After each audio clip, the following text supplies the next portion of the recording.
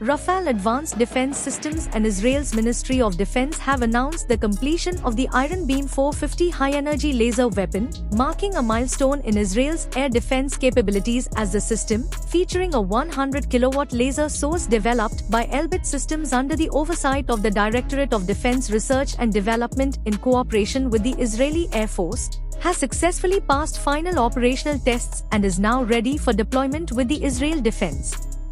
In recent trials at a dedicated facility in southern Israel, Iron Beam demonstrated its ability to intercept a wide range of aerial threats including rockets, mortars, unmanned aerial vehicles, and even aircraft, with officials describing the exercises as validating a complete operational configuration and paving the way for its full-scale integration into national defense. According to the Ministry of Defense, the system will be gradually incorporated into Israel's multi-layered air defense network by late 2025, working alongside existing missile-based platforms to provide a new and cost-effective layer of protection against mass or low-cost threats.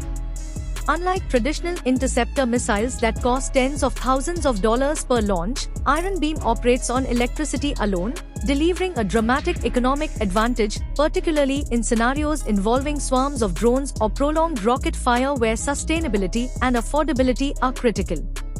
Positioned within Israel's established defense architecture, Iron Beam will complement Iron Dome for short-range rockets, David's Sling for medium-range threats, and the Arrow system for long-range ballistic missiles, with military officials stressing that the new system is designed to supplement, not replace, these proven defensive tiers.